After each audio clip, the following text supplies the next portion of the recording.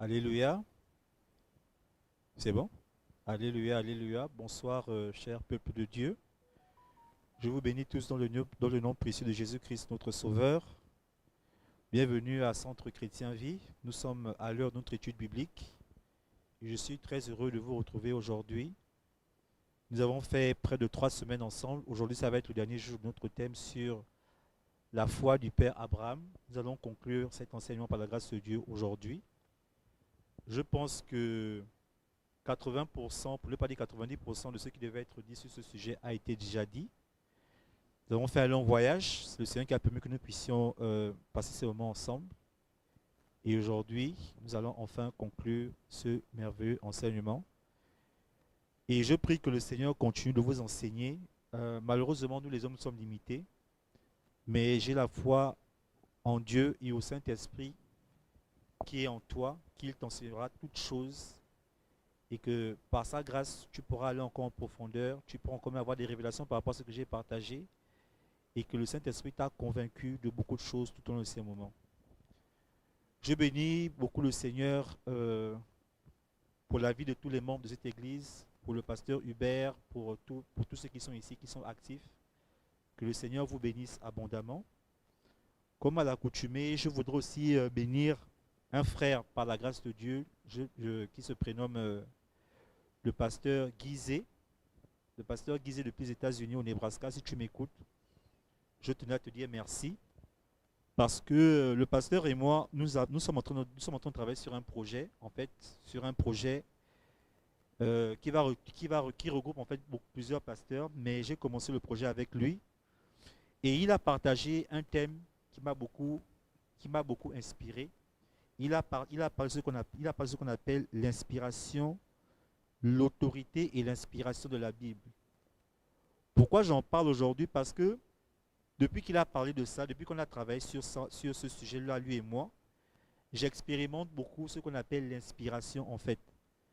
Vous savez, quand j'étais du côté de la Philadelphie avec le pasteur Willy Poitiers, il me disait toujours que Van, il faut expérimenter ce qu'on appelle la foi consciente. Il ne faut pas faire des choses avec Dieu par hasard ou bien par chance. Ou bien, comme on dit en anglais, by mistake, par erreur. Tu fais et ça marche. Il faut être conscient des pratiques que tu fais dans le Seigneur. Il faut être conscient que c'est grâce à Dieu que tu es capable de faire certaines choses.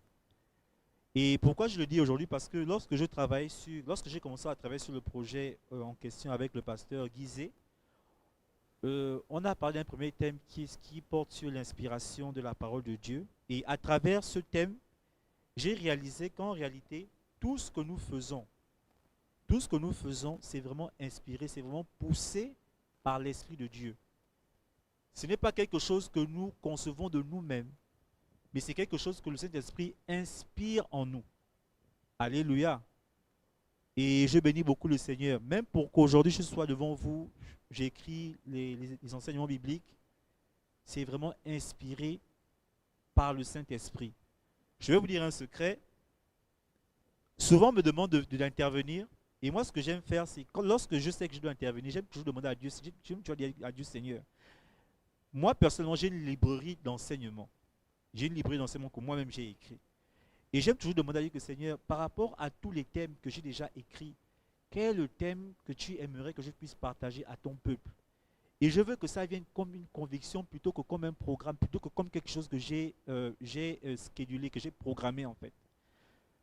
Parce que nous sommes, par la grâce de Dieu, des hommes de Dieu autant que nous sommes, et nous devons marcher de façon inspirée par le Seigneur. Amen. Et c'est ça qui fait la différence entre nous et les païens, entre nous et ceux qui ne croient pas. Parce que nous marchons et nous servons le Seigneur sous l'inspiration du Saint-Esprit. La Bible déclare que c'est poussé par lui que les hommes en parlent de sa part. Et c'est pour ça que c'est important de réaliser, de comprendre c'est quoi l'inspiration. Amen.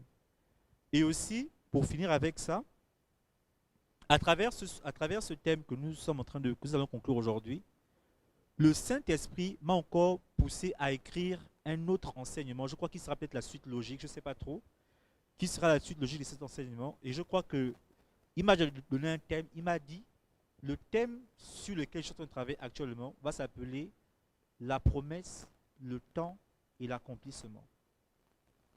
La promesse, le temps et l'accomplissement. Et je bénis beaucoup le Seigneur parce que c'est comme ça que j'aime travailler avec lui. Souvent, quand je vois mes aînés dans la foi qui servent le Seigneur depuis des années, je me pose la question, mais comment ils font pour tous les jours être inspirés, tous les jours avoir quelque chose à dire au peuple? C'est vraiment poussé par ce qu'on appelle l'inspiration, c'est vraiment poussé par le Saint-Esprit. Et ce sont des choses que tu ne peux pas contrôler, que tu ne dois pas forcément contrôler en fait, mais tu dois te laisser guider. Amen. Et j'ai la foi de croire que nous allons continuer de travailler comme ça ensemble par la grâce de Dieu et que le Seigneur va se manifester puissamment dans nos vies. Et cet aspect de l'inspiration, je veux aussi que tu l'expérimentes même dans ton lieu de travail, même dans tes entreprises, même dans ton business, même quand tu vas passer un examen. Demande à Dieu à ce qui t'inspire toujours par rapport à tout ce que tu fais dans ta vie. Et tu verras que ce sera plus facile pour toi d'acquérir certaines choses, de faire certaines choses plus facilement que d'autres. Parce que toi, en réalité, tu es poussé, tu es inspiré par le Saint-Esprit. Alléluia. Donc, mon frère Guy, si tu m'écoutes ce soir, je tenais à te dire merci. Parce que tu es un homme, tu es un petit frère. Et tu es un frère dans la foi que j'aime beaucoup, avec qui je ne vais pas dire j'adore, mais j'aime travailler. Et j'ai la foi de croire que nous allons faire beaucoup de choses encore ensemble, par la grâce de Dieu. Et je bénis aussi tous les pasteurs, excusez-moi je bénis aussi tous les pasteurs gabonais, partout là où ils sont, surtout du côté des États-Unis, parce que vous savez, notre pays, le Gabon, comparément par exemple aux Congolais, c'est pas méchant ce que je vais dire, comparément par exemple aux Congolais, nous les Gabonais, on a une très mauvaise réputation. Mais je suis heureux aujourd'hui de voir que Dieu suscite des jeunes pasteurs à l'étranger, aux États-Unis, au Canada, un peu partout dans le monde, qui se lèvent. Et aujourd'hui, dans quelques années, on pourra leur prendre pour référence. Parce que nous, notre nation, malheureusement, nous avons une très très mauvaise réputation. Et par la grâce de Dieu, le Seigneur se lève dans notre nation et il va faire beaucoup de grandes choses. Donc ce soir, nous avons quelques minutes, je ne serai pas long, parce que nous avons fait un long voyage. Nous avons fait un long voyage pour arriver jusqu'à aujourd'hui. Et aujourd'hui sera la conclusion de notre thème sur la foi du Père Abraham. La foi du Père Abraham. Comme je vous l'ai dit tantôt, l'objectif, les deux objectifs que je voulais atteindre à travers cet enseignement, c'était, premièrement, essayer d'expliquer pourquoi en réalité la Bible a titre Abraham comme notre Père, pourquoi ce titre, et aussi l'aspect le plus important de cet enseignement pour moi, c'était de vous démontrer un autre aspect de la foi qu'a démontré Abraham. Et la semaine passée, pour ceux qui n'ont pas vu l'épisode de la semaine passée, je vous encourage, mes bien-aimés. C'est l'épisode 3. Malheureusement, j'avais omis de mettre le titre troisième partie. Mais vous allez voir, c'est écrit la foi du Père Abraham. C'est le seul qui est marqué la foi du Père Abraham. En réalité, c'est l'épisode 3. Je vous encourage vraiment parce que c'est dans cet épisode que vraiment nous sommes partis en profondeur sur la démonstration de comment Abraham en fait a marché avec Dieu et pourquoi il est attitré comme notre Père. Parce qu'il a démontré une foi extraordinaire. Juste pour récapituler rapidement, nous avons parlé de 4 personnages. Nous avons parlé dans un premier temps de Abel. Que Abel, et tout ça en fait, si vous lisez bien la Bible dans Hébreu 11, la Bible va de façon chronologique. Il commence avec Abel. Abel a marché par la foi avec Dieu. Et Dieu l'a reconnu parce qu'il donnait ce qui était le meilleur. Il donnait le meilleur de lui-même. Il donnait tout ce qu'il fait, que ce soit dans ses affaires, que ce soit dans ses business, dans tout ce qu'il faisait, il donnait le meilleur à Dieu. Et c'est en cela que Abel est reconnu pour sa foi et par sa foi. Et voici pour cela aussi pourquoi la Bible le mentionne comme le premier homme qui a marché par la foi avec Dieu. Parce que tout ce qu'il donnait à Dieu était excellent. Amen. Et j'attirais votre attention que c'est important que lorsque nous offrons quelque chose à Dieu, lorsque nous travaillons pour le Seigneur, lorsque nous faisons quelque chose pour Dieu, ne donnons pas la dernière chose, ou bien la chose qui ne nous coûte pas. Mais rassurons-nous de toujours donner ce qui est excellent, ce qui est meilleur à Dieu. C'est très important. Et ensuite, nous avons aussi parlé, je pense, de Enoch. Et sur l'aspect d'Enoch, j'ai insisté sur le fait que Enoch marchait dans la consécration et la sanctification avec Dieu. Amen. Parce que la Bible déclare que Dieu a eu le péché, Dieu est le péché. Et je pense qu'avec Enoch, j'ai pris, nous l'avons comparé à le mèche, je pense, le mèche. Et nous avons dit que presque dans le même siècle, presque dans la même génération, il y avait deux hommes. Il y avait un qui se démarquait parce qu'il était tellement consacré, il faisait tellement plaisir. La Bible dit que, la Bible déclare excusez-moi, la Bible déclare que Enoch marchait sous les yeux de Dieu. Il marchait vraiment dans la présence de Dieu, dans la communion. C'est ce que la Bible dit qu'il marchait dans la communion avec lui. Et comparément à lui, il y avait un autre homme qui excellait dans le mal, qui excellait dans le péché. Et la Bible les met en comparaison. Et la Bible déclare que Enoch marchait par la foi. Pas parce qu'il a fait des choses extraordinaires, mais parce que simplement, il marchait dans la consécration et la sanctification. Et Enoch fait partie de ces hommes, de ces rares personnages dans la Bible qui n'ont pas vu la mort. Et je vous dis, mes bien-aimés, pour arriver à ce niveau avec Dieu, ce n'est pas l'argent, mais c'est la consécration, c'est-à-dire vraiment la vie dans la sanctification. La vie dans la sanctification, c'est vouloir plaire à Dieu. Faire tout ce que Dieu te demande de faire, être vraiment à 100% dans ses lois, dans ses préceptes, dans tout ce qu'il veut. Et c'est difficile d'arriver à ce niveau. Voici pourquoi, comme deuxième personnage dans la Bible parle d'Enoch. À cause de sa consécration et de sa marche dans la sanctification avec le Seigneur. Ensuite, nous avons parlé de Noé. Et sur Noé, nous avons mis un accent sur le fait que Noé, en fait, il a marché dans la persévérance. Il a écouté une parole de Dieu. Et il s'est accroché à ça. Malgré les insultes, malgré les tourments, malgré les difficultés, il n'a pas renoncé. Et je vous ai pris un fait très important, parce qu'il y a des théologiens qui disent que lorsque Noé construisait l'arche, il a construit l'arche sur une période de près de 100 à 120 ans. Donc c'était vraiment, en fait, Noé est passé sur le feu de ce qu'on appelle l'endurance.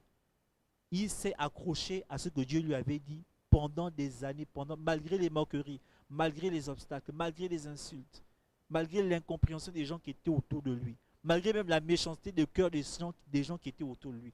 Noé s'est accroché à ce que Dieu avait dit. Amen. Voici pourquoi la Bible déclare que la foi vient de ce que l'on entend, et ce que l'on entend vient de la parole de Dieu. Ce sont des hommes qui ont entendu ce que Dieu a dit et ils se sont accrochés à cela. Mais aussi, la Bible déclare que la foi se démontre par les œuvres. Dès qu'ils ont entendu ce que Dieu a dit, ils ont démontré. Mettons, ok, Dieu a dit. Maintenant, vu qu'il a dit, je vais m'accrocher. Vu qu'il m'a dit, je vais marcher comme lui il veut, comme il a dit. Vu qu'il a dit, vraiment, en prenant source la parole de Dieu qu'ils avaient entendue, ils ont marché en conséquence. Ils ont posé des actions en conséquence. Parce que la foi se démontre par les œuvres. Tu ne peux pas dire que tu as la foi et tu ne peux pas le démontrer. Tu dois être capable de prouver au monde ou aux gens que ta foi par les œuvres que tu produis. Et ces œuvres, ça peut être l'endurance, ça peut être la sanctification, et surtout l'obéissance à la parole de Dieu. Et enfin, nous avons fini avec le patriarche Abraham. C'est ce personnage en réalité qui nous a conduit à cet enseignement. Et nous avons dit que Abraham, lui, il a démontré quelque chose d'exceptionnel. C'est-à-dire qu'il ne s'est pas seulement attaché aux choses de la terre, au matériel qu'il pouvait obtenir par la foi avec Dieu. La Bible déclare qu'Abraham Abraham était quelqu'un de très riche et très puissant.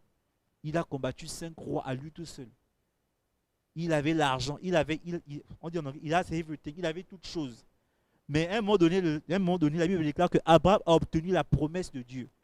Dieu avait dit à Abraham qu'Abraham, je te donnerai cette terre, je te donne cette terre en possession. À un moment donné de sa vie, Abraham a obtenu la promesse que Dieu lui avait donnée. Et lorsque Abraham a obtenu cette chose, il a dit à Dieu que Seigneur, merci vraiment pour la bénédiction que tu m'as donnée. Mais tu sais quoi? Moi, ce que je veux, c'est être avec toi. C'est vivre près de toi. Dans les maisons que tu as construites, que tu as construites de tes propres mains. C'est être à côté de Dieu. Et c'est en cela que nous, les, on dit ça en français, les étudiants, je vais dire ça comme ça, les étudiants de la parole de Dieu, nous avons titré ce modèle de foi comme la foi originelle, la foi authentique. Parce que ce n'est pas une foi qui est attachée à ce que tu peux obtenir de Dieu sur la terre, mais c'est la foi c'est la foi en fait qui te pousse à regarder au ciel directement et à te dire que non, la vie que je mène n'est que passagère. La vie que je mène, ce n'est ni une fatalité ni une finalité. Cette vie doit me permettre d'être demain avec Dieu. La foi que j'ai, c'est pour être demain avec Dieu. Et c'est ça la chose la plus importante. Quand tu marches comme ça avec Dieu, tu vas vaincre facilement les combats de la terre. Parce que malheureusement, beaucoup de nous pervertissons ce que nous appelons la foi pour les choses de ce monde. Nous nous compromettons pour obtenir les choses de ce monde, jusqu'à même renier Dieu. La Bible déclare que, je crois que c'était qui? Il s'appelait comment le monsieur là? Qui a renié? Il s'appelait Judas. La Bible déclare que Judas, mais il n'y a pas que lui, même Pierre, tous ont renié, à un moment donné, par peur, ils ont renié Dieu. Quelle est ton attitude quand tu fais face aux difficultés, quand tu fais face aux tribulations, alors que tu connais ce que la parole de Dieu dit et te demande de faire? Parce que c'est ça la foi. La foi, c'est pas, la foi, c'est tu as écouté, tu connais, tu as écouté ce que la parole de Dieu dit. La Bible déclare que la foi vient de ce que l'on entend et ce qu'on entend vient de la parole. Donc tu as écouté ce que Dieu dit. Maintenant, malheureusement, tu dois le démontrer par tes œuvres, par tes actions. Quand tu es en face d'un problème, est-ce que tu pervertis ta foi parce que tu veux trouver une solution, ou bien tu dis que Seigneur, Dieu a dit qu'on ne fait pas ça. Moi, je vais m'accrocher à ce que Dieu a dit. Et je vais affronter mon problème avec la parole de Dieu. Et c'est ce que ces hommes-là ont fait. Et je disais ça en fait parce que, comme je le disais tantôt, c'était important pour nous de revenir à la foi originelle, à la foi authentique, à la foi de nos pères qui l'ont démontré à travers le temps, à travers les épreuves. À un moment donné, Abraham a eu toutes choses qu'il pouvait obtenir. Je vous ai pris mon exemple. Quand je parle de mon exemple, je pense que beaucoup de nous se retrouvent dans mon exemple. Beaucoup d'entre nous, nous avons eu la chance de quitter l'Afrique pour les grands pays comme le Canada et les États-Unis. Et à un moment donné, surtout pour moi dans mon cas, quand j'étais aux États-Unis, on me disait que bon, maintenant que tu es ici, tu sais quoi, maintenant si tu veux rester, il faut faire ci, il faut faire ça. Moi j'ai dit non. Parce que ce n'est pas ce que la parole de Dieu me dit de faire. La Bible me déclare que là où je foulerai la porte de mes pieds, Dieu me donnera en position. Voici, j'ai écouté, ça c'est ce que la Bible dit, donc j'écoute. Maintenant, par les autres, je dois montrer que, je dois maintenant démontrer cela. Je ne tomberai pas dans le piège de la facilité, ou bien dans ce qu'on appelle la conformité, parce que tout le monde fait, moi aussi je dois faire, parce que c'est comme ça, il n'y a que comme ça qu'on peut réussir. Mais parce que la parole de Dieu me dit, je ne peux pas faire ça, je ne le fais pas, je m'accroche et je démontre par mes œuvres, je démontre par mes actions cette foi que j'ai eue en ce que j'ai entendu. Et c'est aussi pour cela que nous avons défini ensemble quelque chose.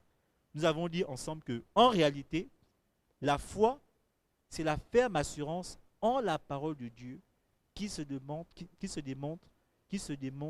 par, il faut que je retrouve cette définition-là. Si vous me permettez, qui se démontre par, excusez-moi, je vais retrouver ça. Là, c'est quand on parle de la foi intrinsèque. Je vais retrouver ça rapidement, par la grâce de Dieu. Alléluia. Ok. C'est pas ici, c'est là. Voilà. Je disais ceci, que ça c'est une définition que moi-même j'ai donnée. Ce n'est pas la Bible. Dépendamment des trois définitions de la foi que nous avons dans la Bible, nous avons dit que la foi en réalité est une ferme assurance en la parole de Dieu qui se démontre par l'obéissance à celle-ci, c'est-à-dire la parole de Dieu. La foi est une ferme assurance. Tu as écouté la parole de Dieu, tu connais la parole de Dieu. Maintenant, tu dois poser des actions qui démontrent que effectivement ce que tu as écouté, tu peux l'appliquer, tu dois l'appliquer. Quelles que soient les situations, quels que soient les temps, quels que soient les obstacles, tu dois vivre la parole de Dieu. Et c'est très, très important. Et la Bible déclare, juste pour donner encore une dernière définition, ce qu'on appelle la foi intrinsèque.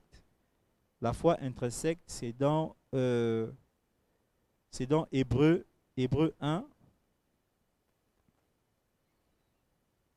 Hébreu 1, est-ce que je l'ai ici? Hébreu 11, à partir du verset 1, la Bible déclare Or, la foi est une ferme assurance des choses qu'on espère, une démonstration de celles qu'on ne voit pas. Or, la foi est une ferme assurance des choses qu'on espère et une ferme assurance des choses qu'on ne voit pas. Abraham, le père Abraham. Beaucoup de nous aujourd'hui, lorsque nous, par la grâce de Dieu, nous obtenons même les choses de ce monde, nous demandons quoi à Dieu que Seigneur, bon, finalement, tu sais, j'ai la voiture, maintenant je veux la maison.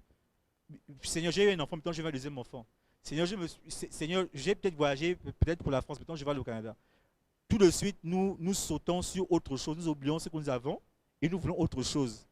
Mais Abraham, lorsqu'il a obtenu ces choses, il a dit, Seigneur, je ne vais pas encore te demander une autre bénédiction qui concerne les choses de la terre. La bénédiction ultime. Et ça, je crois que ça doit être le souhait de tous les chrétiens. C'est d'être là où Dieu est. C'est d'être là où Dieu est. Mon frère, ma soeur, je te pose cette question aujourd'hui. Est-ce que l'objet de ta foi, c'est d'être, de vouloir être là où Dieu est? Et aussi vous dire que, vous savez, pour être là où Dieu est, il y a des principes. Il y a un chemin. La Bible dit que nul ne verra Dieu si ce n'est pas, si cette personne a marché par la sanctification. Donc, tu dois marcher dans. Si tu veux vraiment voir Dieu, si tu veux vraiment être là où Dieu est, parce que c'est bien, tu dis, Dieu, je veux être là où tu es, mais des principes. Est-ce que tu marches dans la sanctification? Est-ce que tu marches selon les principes de Dieu? Est-ce que tu es un citoyen de l'éternel, un citoyen du ciel? Un citoyen du ciel, ça veut dire quelqu'un qui, comment on dit en français, comment on dit ça en français, qui obéit aux lois du ciel pour rentrer là-bas avec lui demain. Amen. Et Abraham a passé toutes ces étapes. Et je vous ai dit ici que nous n'avons pas fait une étude sur le personnage d'Abraham, parce que si nous rentrons dans l'étude du personnage d'Abraham, il y a tellement de choses, ça nous prendrait tellement de temps. Voici pourquoi, par la grâce de Dieu, moi, je sais que je fais toujours comme effort, c'est de scinder. En réalité, c'est de scinder parce que je sais que la Bible est tellement vaste, il y a tellement de choses à dire. Il y a tellement de choses à dire, il y a tellement de choses. Et vous allez même voir que, avec moi, par la grâce de Dieu, nous allons toujours revenir sur ces personnages en parlant maintenant d'autres aspects. Et je le fais ainsi parce que je sais que c'est très compliqué de parler d'un personnage. Ça va prendre beaucoup de temps et ce n'est pas forcément cela l'objectif. Donc, c'était ça, la foi d'Abraham. Aujourd'hui, tu sais ce que c'est. La foi d'Abraham, c'est quoi? La foi d'Abraham, c'est d'être là où Dieu est. C'est aussi simple que ça. Ce désir-là. Et ce désir-là qui doit aussi t'animer en tant que chrétien. Maintenant, aujourd'hui, pour finir, nous allons juste nuancer quelques faits.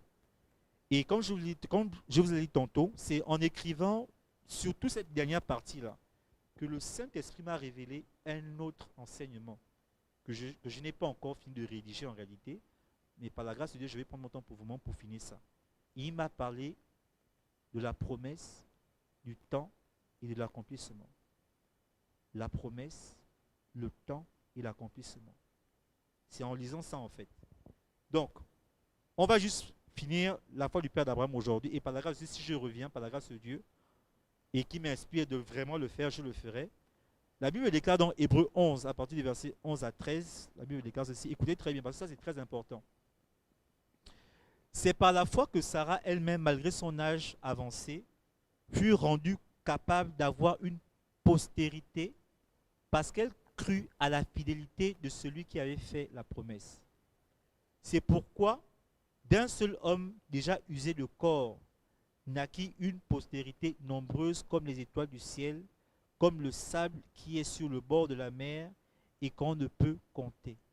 C'est dans la foi qu'ils sont tous morts. Écoutez très bien cette partie. La Bible déclare que c'est dans la foi qu'ils sont tous morts sans avoir obtenu les choses promises. Mais ils les ont vus et salués de loin, reconnaissant qu'ils étaient étrangers et voyageurs sur la terre. Alléluia. Malheureusement, nous les chrétiens, quand nous lisons la Bible, nous ne prenons que les parties ou bien vraiment les écritures qui nous réconfortent ou bien qui nous arrangent. Nous devons apprendre, et c'est quelque chose que je fais moi-même aussi, c'est un exercice que moi-même je fais aussi, c'est quand je lis la Bible, je ne lis pas juste la Bible pour écouter ou bien lire ce que je veux entendre. Non. je lis la Bible pour écouter ce que Dieu a à me dire. Et souvent, ce que Dieu a à me dire peut ne pas être facile, mais c'est la vérité de sa parole. Et quand Dieu fait sortir une parole, ce n'est pas pour nous détruire, mais nous casser, mais c'est pour nous enseigner afin que nous puissions être plus forts, nous ne puissions pas faire des erreurs que nous aurons pu éviter. Voici pourquoi c'est très important de prendre l'enseignement de la parole de Dieu, de ce qu'on appelle la Bible, dans son ensemble et ne pas esquiver les choses qui ne nous arrangent pas. La Bible aussi dit clairement dans Hébreux 11 à partir du verset 13 que c'est dans la foi qu'ils sont tous morts sans avoir obtenu les choses promises, mais ils les ont vus et salués de loin, reconnaissant qu'ils étaient étrangers et voyageurs sur la terre. C'est dans la foi. Est-ce que tu peux réaliser aujourd'hui que tu peux prier pour quelque chose? Dieu peut même te promettre quelque chose, mais tu peux ne pas voir cette chose s'accomplir devant toi. Est-ce que tu peux accepter ça aujourd'hui? Que c'est possible? Tu peux mourir dans la foi, avec ta foi, malgré ta foi. Et la Bible dit que ces gens-là, déjà, je me suis posé la question que Seigneur, quand il parle de il en fait, il parle de qui? Il parle de Abraham et Sarah, ou bien il parle de tous les personnages qu'ils ont aussi précédés? Je me suis dit que bon, pour cette étude, on va juste accepter le fait que on ne parle que d'Abraham et de Sarah. Parce que pour moi, ça fait plus de sens. La Bible déclare que concernant ces personnages, que Dieu avait promis à Abraham que je vais te bénir. À travers toi, toute la terre sera bénie. Ta descendance sera comme les grains de sable. Vraiment, ils seront nombreux et nombreux et nombreux et nombreux. Si vous voulez, bon, for the sake of time, pour l'intérêt du temps, on ne va pas lire. Je pense que vous connaissez très bien l'histoire d'Abraham. Dieu lui fait cette promesse, que tu auras une multitude de descendants, vraiment tu seras oui. Mais dans les faits, quand on lit la Bible, dans les faits, qu'est-ce qu'on constate? On constate que Abraham a eu un seul enfant. Bon, on va dire deux, normalement deux, mais il n'y avait qu'un seul qui était vraiment celui qui était vraiment l'enfant de la promesse. Ok, ça fait encore partie peut-être d'une autre étude biblique ou bien peut-être d'une exhortation, je ne sais pas trop quoi. Mais on va se concentrer sur le fait que, même si on considère qu'il n'était que deux, mais quand vous considérez les deux personnages, ou bien la seule personne qui était Isaac, et la multitude que Dieu avait promis à Abraham, vous voyez qu'il y a un contraste entre la multitude que Dieu lui promet et le fait que dans les faits, dans la réalité immédiate, il ne se trouve qu'avec un seul enfant. Et vous savez, même pour ceux qui ont un enfant aujourd'hui, ont souvent cette, comment on appelle ça? Ils ont parfois cette inquiétude. Vous savez, j'ai un ami qui est du côté de Omaha, avec qui je discute, qui me partageait que c'est difficile d'être fils unique. Parce que quand tu es fils unique, tu as tellement de pression en fait sur toi. Tu as tellement de pression parce qu'en réalité, toute l'espérance, tous les espoirs des parents se reposent seulement sur sa tête. Et souvent tu dis que mais si moi j'avais au moins un autre petit frère comme ça, moi je peux échouer ma vie, mais au moins j'ai un petit frère ou bien une petite soeur ou bien quelqu'un d'autre. Mais vu que je suis seul, je n'ai pas le choix, je suis embrigadé en fait. Et c'est lourd pour une personne de supporter les espoirs d'autres personnes. Alléluia. Et c'était ça avec Abraham. Quand Abraham quitte la terre, il n'avait qu'en réalité un seul fils, en la personne d'Isaac. C'est vrai que techniquement il en avait deux, mais celui qui était l'enfant de la promesse, c'était Isaac. Et il part. Et la Bible déclare que c'est dans la foi qu'ils sont tous morts. C'est-à-dire que Abraham et Sarah, qu'ils sont tous morts sans avoir obtenu les choses promises. C'est-à-dire qu'ils n'ont pas vu cette multitude-là. Ils n'ont pas vu cette multitude. C'est-à-dire qu'ils n'ont pas vu l'accomplissement total de la promesse que Dieu leur avait dit. Et je voulais dire, et le Saint-Esprit m'a attiré l'attention en me disant que tu sais, il faut faire très attention. Ce que Dieu te promet ne dépend pas de toi, dans le sens où tu dois absolument voir ces choses. Parce que la Bible dit ici qu'il a promis à Abraham et Sarah, mais ils n'ont pas vu. Ils n'ont pas obtenu les choses promises. Ils sont morts dans la foi sans avoir obtenu ces choses.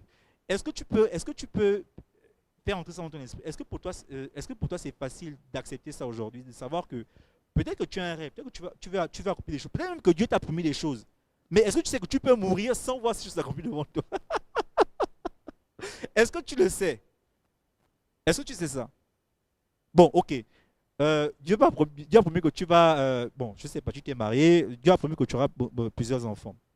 Mais tu meurs, tu ne laisses qu'un enfant. C'est difficile, hein? Mais tu as dit, Seigneur, tu m'as dit que j'aurais une multitude, tu m'as dit que je devais voyager, mais finalement, Seigneur, et tu meurs dans la foi, tu meurs avec cette espérance-là en toi, tu meurs. Voici pourquoi il faut que ne t'attaches pas aux choses de la terre. Tu vas être surpris. Attache-toi à Dieu. Attache-toi à la source. Attache-toi à Jésus-Christ. Parce que tu peux perdre cette terre. Tu peux même perdre cette terre à cause de ta foi. Tu peux même rater une opportunité à cause de ta foi. Moi, j'ai raté des opportunités quand j'étais aux États-Unis à cause de ma foi. Par la grâce de Dieu, je peux le dire aujourd'hui. Si vous m'envoyez ici au Canada, c'est pas parce que j'étais incapable de rentrer dans les choses pour rester aux États-Unis. J'aurais pu le faire. Mais j'ai dit, Seigneur, c'était mon rêve de vivre aux États-Unis, d'être aux États-Unis. Et Dieu seul sait la position que j'avais aux États-Unis. Combien de fois j'étais confortable. Mais j'ai dit à Dieu que, Seigneur, je ne permettrai pas que à cause des choses de cette terre, je pervertis ma foi pour non. Je ne permettrai pas. Si je dois laisser mon rêve pour te prouver combien de fois je t'aime, je vais quitter les États-Unis. Et j'ai quitté les États-Unis à tête haute. Est-ce que tu peux perdre pour Dieu? Est-ce que tu peux renoncer à quelque chose qui peut te rendre confortable demain à cause du nom de Jésus-Christ? Est-ce que tu as ce degré de foi? Est-ce que tu peux même mourir dans la foi en n'obtenant pas ce que Dieu t'a promis? Amen. Ça doit être difficile, ça doit être dur pour un père de famille de partir et se dire que, ah Seigneur, j'ai laissé un seul enfant, mon Dieu, toute la pression, est-ce qu'il peut y arriver? Mais aujourd'hui, nous sommes la postérité d'Abraham, qui est notre père. Nous sommes une multitude, nous sommes partout, que ce soit aux États-Unis, au Canada, au Congo, au Gabon, nous sommes partout dans le monde. Aujourd'hui, nous voyons cela se réaliser. Parce qu'il y a quelque chose que je voulais dire, que j'ai noté ici, qui est très important. J'ai dit ceci, les promesses de Dieu ne sont pas dépendantes de ce que tu dois les voir ou même les vivre. Attention. Parce que eux, ils sont morts. La Bible dit qu'ils n'ont pas obtenu les choses promises. Donc ça veut dire que toi et moi, c'est possible que nous puissions aussi partir sans avoir obtenu les choses promises. Mais sache que ces choses promises arriveront certainement. Voici pourquoi le Saint-Esprit m'a inspiré pour la suite logique de cet enseignement qui est la promesse, le temps et l'accomplissement. Parce que sur cet enseignement, on ne peut pas tout dire. Et j'ai la foi de croire que lorsque nous parlerons de ça, nous allons aller plus en détail, plus en profondeur pour que tu puisses comprendre comment ce mécanisme fonctionne et comment est-ce possible. Parce que c'est possible. C'est la Bible qui dit, moi je ne mens pas, nous ne faisons qu'interpréter ce que la Bible dit déjà. Nous n'inventons pas des choses, nous interprétons. Amen. Donc, juste pour finir avec ça, on a presque dépassé le temps. Hein. Écoutez, je voulais juste vous donner un exemple pratique avec Moïse lui-même. Pour ça, je vais lire deux passages parce qu'on a bientôt fini en fait. Je vais lire deux passages. Je vais lire dans Exode 3, versets 7 à 10. Et ensuite, je vais lire Deutéronome 34, 1 à 5. Parce que je vais vous donner un exemple pratique. Que eux, ils sont morts sans avoir obtenu les choses promises. Mais il n'y a pas que eux. Il y a d'autres personnes chez nous dans la Bible. On va lire Exode 3, 7 à 10. La Bible déclare. L'Éternel dit, j'ai vu la souffrance de mon peuple qui est en Égypte. Et j'ai entendu les cris que lui font pousser ses oppresseurs, car je connais ses douleurs. Je suis descendu pour le délivrer de la main des Égyptiens et pour le faire monter dans ce pays, dans un bon et vaste pays, dans un pays où coule le lait et le miel, dans les lieux qu'habitent les Cananéens, les Hétiens, les Amoréens, les Phérésiens, les Héviens, les Jésubiens. Voici, les cris d'Israël sont venus jusqu'à moi et j'ai vu l'oppression que leur font souffrir les Égyptiens. Verset 10, la Bible déclare, là il parle à Moïse, il dit à Moïse, maintenant va, je t'enverrai auprès de Pharaon et tu feras sortir d'Égypte mon peuple, les enfants d'Israël. Amen. La Bible déclare que le peuple de Dieu était en souffrance dans un pays. Et ils étaient tellement en souffrance, ils criaient, ils ont crié et c'est monté à Dieu. Et Dieu s'est choisi un homme en la personne de Moïse qu'il a envoyé pour les délivrer de ce pays-là. Maintenant, Deutéronome 34 à partir du verset 1 à 5, on doit bientôt finir là. La Bible déclare ceci.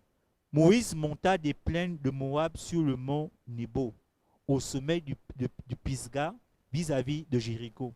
Et l'Éternel lui fit voir tout le pays, Gala jusqu'au Dan, tout Nephtali, le pays d'Éphraïm et de Manassé, tout le pays de Juda jusqu'à la mer occidentale, le midi environ du Jourdain, la vallée de Jéricho, la ville des palmiers jusqu'à Tsor.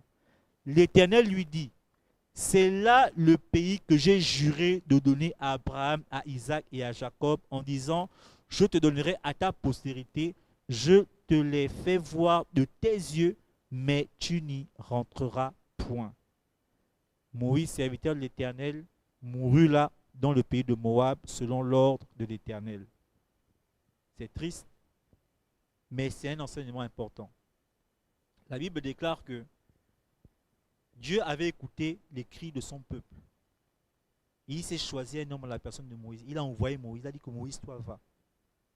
On pourra toujours avoir des débats sur, en fait, si Moïse n'est pas rentré dans la terre promise, c'est à cause de ci, c'est à cause de ça. Mais à la fin de la journée, Moïse n'est pas rentré. Et puis, Moïse a vu. Il a vu à distance.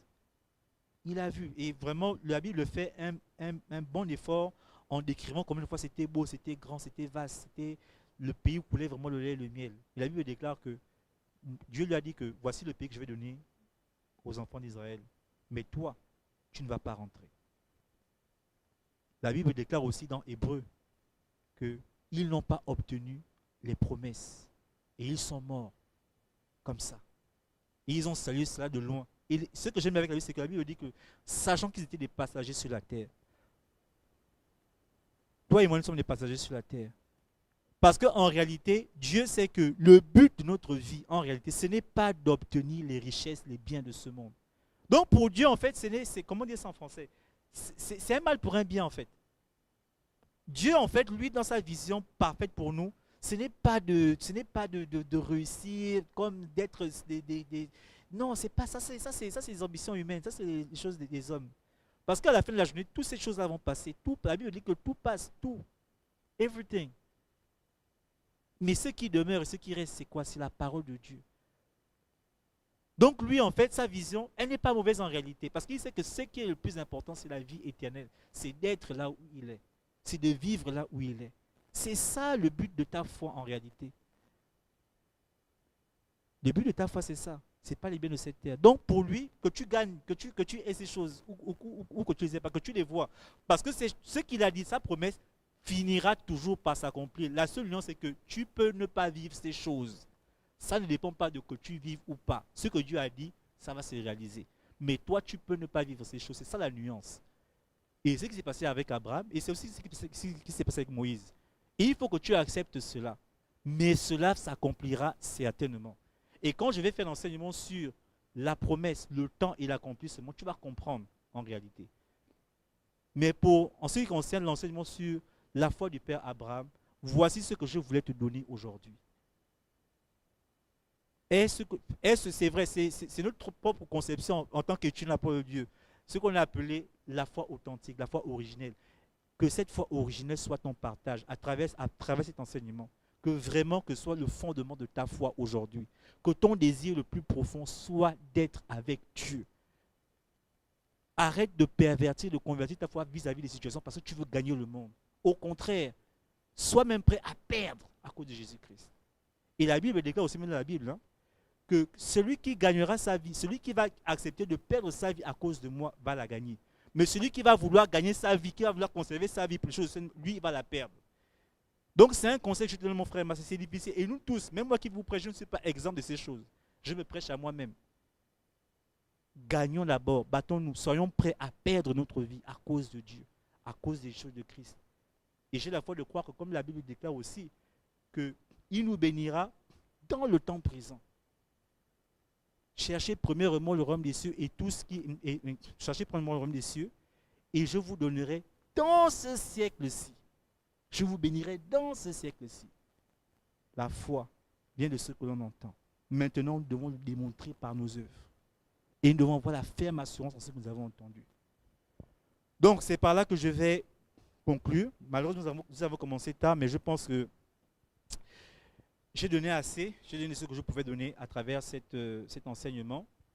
Et aussi, ma foi, c'est de croire que quand j'enseigne, toi, tu vas faire tes recherches. Toi, tu vas continuer à questionner le Saint-Esprit. Tu vas être comme moi, jadis, cela 3-4 ans. À chaque fois que mon pasteur prêchait, à chaque fois, et moi-même je l'écrivais après que pasteur, ce que tu as dit en fait, c'était ça.